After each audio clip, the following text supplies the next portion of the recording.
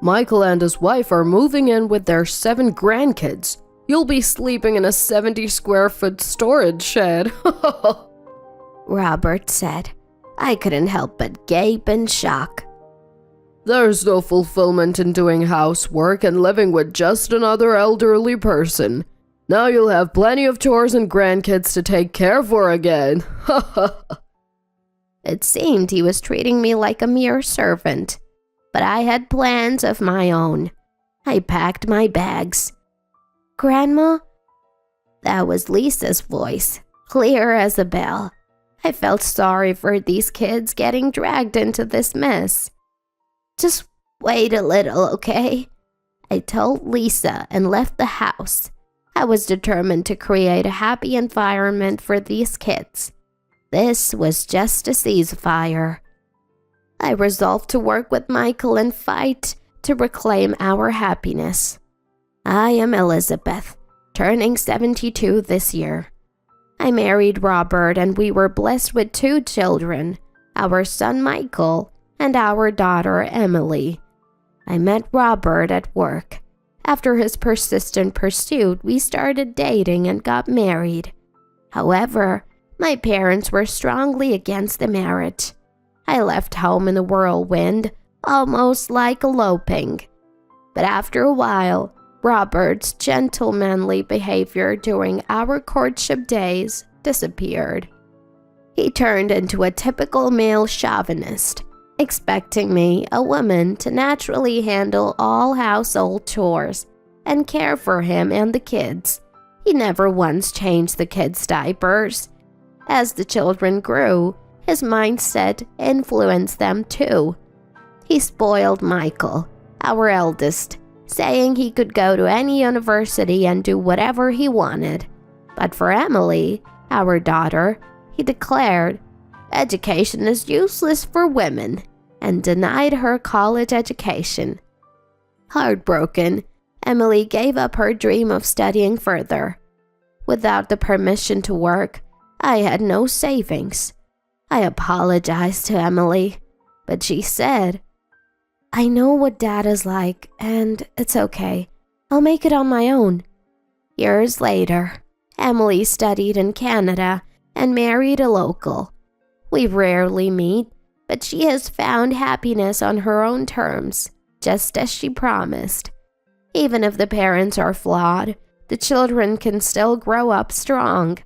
I'm deeply grateful for that. Michael, after graduating from college, got a job at a local company. He seems busy, but seeing him work so diligently makes me feel proud of his growth. Years later, one day, my husband and I received a request to talk from Michael. He seemed serious. I wondered if he wanted to quit his job or if something was bothering him. However, what Michael said next was completely unexpected. "I want to get married," he announced. A wonderful surprise indeed, but I hadn't sensed any signs of this. I never heard about him dating anyone. Curious, I asked, "Who is she?" Michael shared about her with a bit of shyness. I was concerned about Robert listening silently beside us. Would he impose the same archaic expectations about women and household chores on Michael's wasn't unthinkable, given how Robert always prized Michael. Though I had remained silent in the past, I was ready to confront Robert if it meant protecting my children's happiness. Fortunately, my worries proved unnecessary. Robert didn't interfere with Michael's marriage. Instead, he quietly observed their happiness. Michael's wife Karen turned out to be a wonderful woman, kind to us, and even engaging Robert in conversation, which he seemed to enjoy. Michael and I felt relieved seeing this. "You've found a great wife," I commented. Michael beamed, saying, "I think so too." Their happiness was evident. Soon, it took a more tangible form. Karen is pregnant. Michael informed us. Grandchildren followed, and before we knew it, Michael and Karen were blessed with 7 children, becoming a large family. Robert generously supported them, frequently giving money for education and living expenses. I can't accept this much every time. Michael would protest, but if Michael refused, Robert would give it to Karen. The frequency of this generosity concerned me. Robert, if you keep giving money like this, we'll run out of living expenses. We haven't done much for Emily, yet you give Karen money so often. Can't you think it over? However, Robert reacted more angrily than I expected. We didn't speak for about a month. The Michael family, sensing the tension, felt guilty. Sorry for causing a fight. Michael apologized. I don't blame Michael's family at all. But Michael said, I'll refrain from coming to the house for a while. I also asked him to do so until Robert calms down. Years later, after Robert retired and Michael's children grew up, our marriage was reduced to minimal conversation following that fight. Since then, Robert never gave money to Michael's family in my presence, but he apparently often went to their house to give Karen money. I guess it's his only joy in old age. Aware of this, I chose to turn a blind eye to avoid further arguments. However, one day, Robert suddenly suggested, What about living with Michael's family? The grandkids are many, and eventually this house will go to Michael. It might be good for them to get used to this area now. The idea wasn't bad, but would Michael's family agree? There are still young children in elementary school, and moving them isn't practical. Plus, our house, despite being larger, might not have enough rooms for everyone, potentially making it cramped with more people. I explained this and gently declined the cohabitation. I think Karen is a good person as Michael's wife, but that's partly because we maintain a distance. However, Robert didn't accept my view. One day he went out and returned with a lot of luggage, as if he'd taken a drastic measure. I'm home, he announced. Welcome back. What's with all the luggage? I asked, only to see Michael's family entering our house behind him. Michael wasn't there, but Karen and the grandkids, looking anxious with large bags, were. Hi, Elizabeth. We'll be in your care from today, Karen said cheerily. I was taken aback. We're moving in with Michael and his 7 kids. I've decided you'll be sleeping in a 70-square-foot storage shed. He said, entering the house with the luggage. Wait a minute. Didn't I say that's impossible? Does Michael even know about this? I asked. Michael was at work, so I left him a letter. There's nothing impossible about a family living together. It's spring break now, so it's a good time, Robert said with a smirk. You also got a new room in the storage shed. Huh. There's no fulfillment in doing housework for just 2 old people, right? Now you'll have plenty of chores and grandkids to care for again. He added, Such a thing. Don't think your opinion will always prevail. I stood there, dumbfounded. But what shocked me more than Robert's usual selfish behavior was Karen's reaction.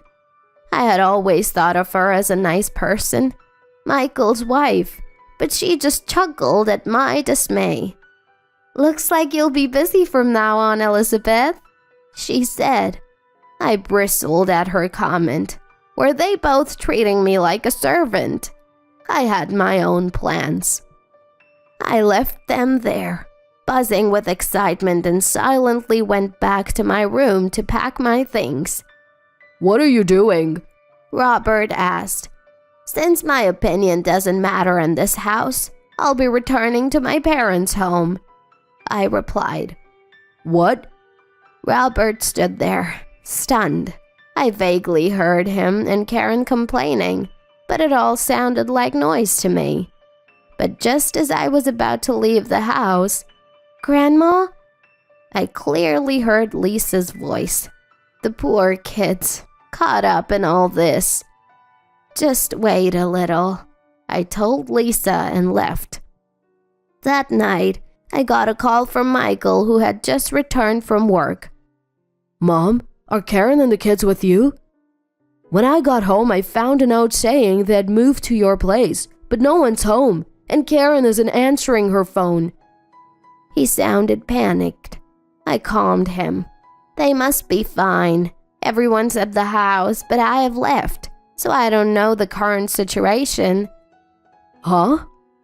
I explained the situation in detail to Michael. I had refused to live together. However, to silence my objections, Robert brought everyone over without my consent, trying to force me into the shed and treat me like a servant. I couldn't stand it and left, but I was worried about the grandchildren. Surely, they too were brought over without having to understand the situation. I'd refuse to live together too. The kids didn't want to change schools, and I've seen enough of Dad to know living together would burden you, Mom. Michael said with a sigh. I need to convince Karen to understand and bring everyone back home. I nodded. I have an idea. Michael seemed interested. I shared my plan with him. You must be tired from work, but can you help me? Of course, he replied. Then I'll contact you again. Rest well for tonight. I informed Michael of this and ended the call. I set down my mobile phone and sighed. It looked like I was in for a busy time. As I pondered this, someone entered my room and spoke to me. Do you think the plan will work? Yes. Thank you for helping, Dad, I responded. The man smiled satisfactorily. He was my father, Joseph, a landlord of this area. I told you not to marry that man. Now you're back at this age. He chided. Well, you stopped saying that once Emily and Michael were born, I retorted, laughing together. I had left home almost like an elopement due to their strong opposition to my marriage. But after my children were born, I understood the value of parents. By then, I had to come to understand my parents' feelings of not liking Robert. I had secretly returned home once to introduce my children to them. My dad, initially angry at my return, quickly softened at the sight of his grandchildren. Come back whenever you're in trouble, he had said. Though we weren't close with our relatives, parents are always parents. Robert didn't know, but my parents had paid for Emily's study abroad.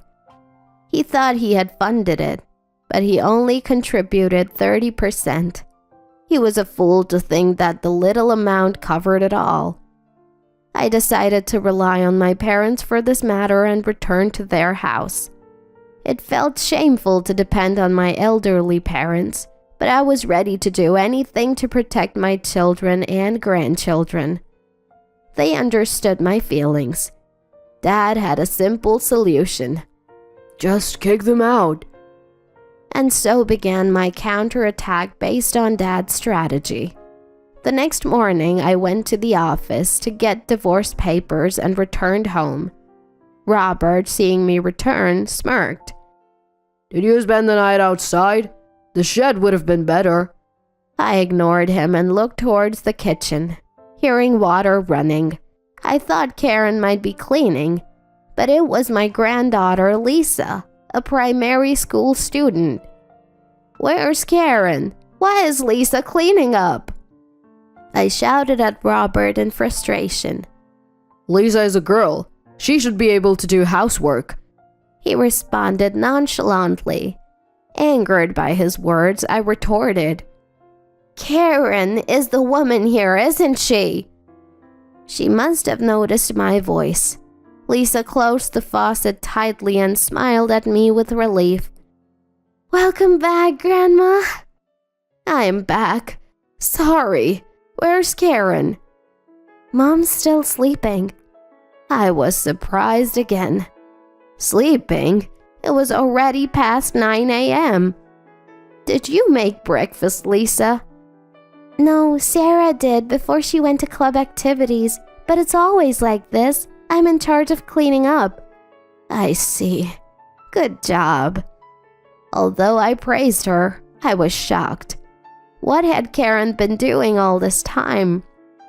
Making the kids do all the housework while she did nothing. These doubts began to surface. "Where's Karen sleeping? I'll go wake her up." I asked Robert. Suddenly he became flustered. She's finally sleeping. It's cruel to wake her up. She's tired from being in a new house. Let her sleep today. Had he ever shown such consideration for me? I did want him to be kind to Michael's wife, but this seemed like pampering, not kindness. Ignoring Robert, I climbed the stairs to the second floor. "Karen, where are you?" I called out loudly. Then I heard a noise from our bedroom. With a bad feeling, I hesitantly opened the door. Karen emerged with disheveled hair. "Ah, Elizabeth, welcome back." Was she sleeping here? With Robert? My expression must have revealed my doubts. Karen awkwardly explained. "I couldn't sleep in my bed, so after Dad woke up, I borrowed his bed." It felt like an excuse. I had sometimes thought they were too close, not just friendly. Maybe I was foolish for never doubting them. I decided not to present the divorce papers I had brought. I realized there was something else I needed to do first. "So, what are you here for? Move your stuff to the shed." Robert, who had followed me, said in panic. "No, I came back to move my things out of the house, not to the shed," I said, taking my clothes and leaving the house. Lisa looked anxious as I left, but I couldn't do anything for her now. "Lisa, I'll be back," I assured her, pained by her obedient nod. After leaving the house, I immediately contacted Michael. I knew it might shock him. It could be a misunderstanding, but I couldn't keep silent. Michael seemed shocked over the phone, falling silent. It might be my misunderstanding, but if it's true, it's serious. We can't leave the kids in that house. Sarah, the eldest grandchild, is a middle school student. If she realized their relationship, it could deeply hurt her during these sensitive years. "Okay, let's gather evidence." Michael agreed. That night, after 11 p.m., I met up with Michael. He had contacted Karen. He told her to come home because it's far from work if she stays at her parents' house. But Karen refused. "Why doesn't Michael just commute from there? You can come home only on his days off." Karen and Robert must be thinking they'll have the night to themselves without Michael coming back. We contacted Sarah, the middle school student, and asked her to secretly open the house door for us. She complied, opening the door for us late at night while pretending to go to the bathroom. We entered the house and went into the shed Robert called my room. After everyone went to sleep past midnight, we heard footsteps from the living room to the bedroom upstairs. Michael and I looked at each other, waited for the bedroom door to close, and then quietly went upstairs. Standing outside the bedroom, we heard unmistakable sounds from inside. Staggering, I was supported by a pale-faced Michael. We decided and forcefully opened the bedroom door. "What?" "Wow! Karen and Robert, startled, hid under their blankets. Recording a video for evidence, Michael stood by as I said, "Do you realize what you're doing? Disgusting! Who should leave this house? Think about it." "Wait, it's not what it looks like," Karen protested from under the blankets. But Michael, with a cold expression, kept recording, saying nothing. "Stop the video!" Robert pleaded in panic, but Michael didn't respond, muttering, "Divorce. I won't think of you as dad anymore." His words were justified. I couldn't consider such people family anymore. Not wanting to wake the children with more noise, we decided that gathering evidence was enough for the night. Michael and I say to them, "Sorry to interrupt." "Continue, why don't you?" we said, leaving the bedroom. Michael sighed deeply, and all I could do was pat his back. The grandchildren were sound asleep in the living room. Neither of us could sleep, nor could we leave the kids and go back home. "You should go home and rest," I suggested, but Michael shook his head, watching the children sleep. The next day, I had Emily pick up the kids. She had hurried back from abroad after hearing from my father that I was kicked out. When she said she would take them to the amusement park, the kids were thrilled.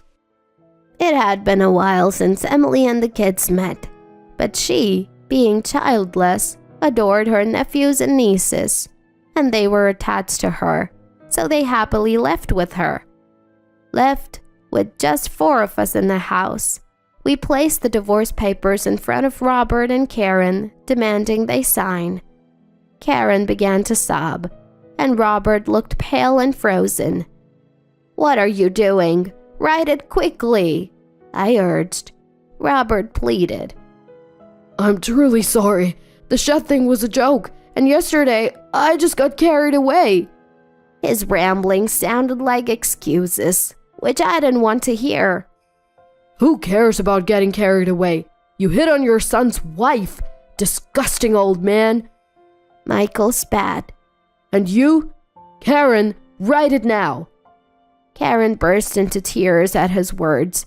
"I'm sorry. I really regret it. Let's go back home and live together again." But Michael's heart was unmoved. In fact, he laughed and said, "Go back where? You don't have a home anymore." Karen stopped crying and started trembling. "The house will go back to Mom. It was originally her house," Michael declared. I smiled at his words. The house Michael had been living in was built on land my father had given to me as a wedding gift to Michael. "I can't let Robert know I gave you the house. He may not be my favorite, but he's your dad. I did this on my own. No need to tell them," Dad had said. Michael and I kept it a secret to maintain Robert's dignity. Michael was grateful and had thanked Dad. "Sorry, I can only do this much for my grandchildren," Dad had said, embarrassed but clearly happy. Such a stark contrast to grandparents who exploit their grandkids. So, the land and the house were in my name. I then revealed another fact Robert didn't know. "By the way, the land this house is built on is also Dad's. I'm leaving, so either buy the land or return it as a vacant lot, okay?" I said cheerfully, and Robert turned even paler. This land was also given by Dad as a celebration of Michael and Emily's birth. Robert thought I had severed ties with my family, but in fact, Dad was the real owner. There's no way Robert, a stranger now, could use it without any relation. That's exactly what Dad meant. "Elizabeth in a shed? Unthinkable. Take the land back. If they divorce, he has no reason to stay." Acting on Dad's words, I initiated the divorce proceedings. "Taking away the house when you have kids to raise is too harsh.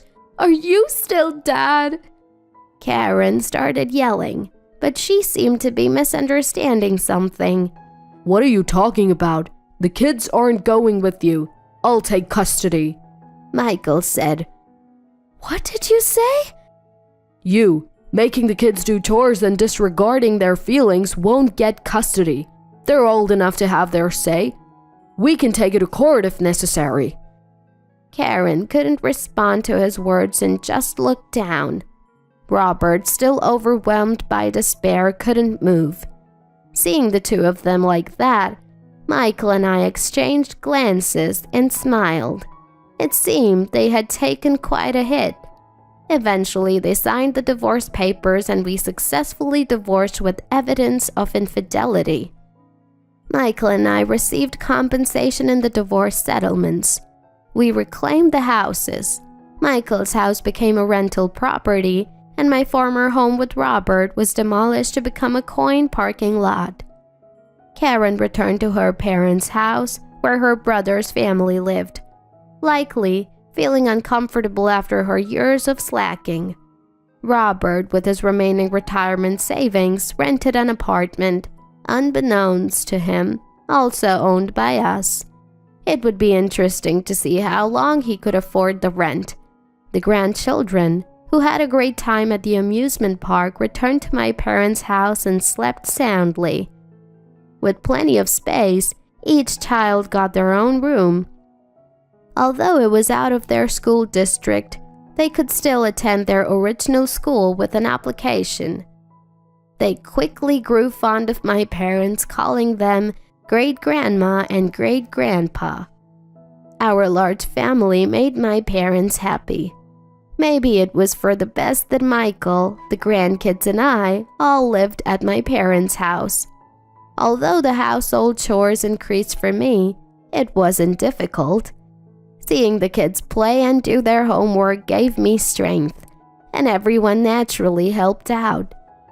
We hated being forced to do chores before, but if it helps, Grandma, we want to do it, they said, which moved me to tears.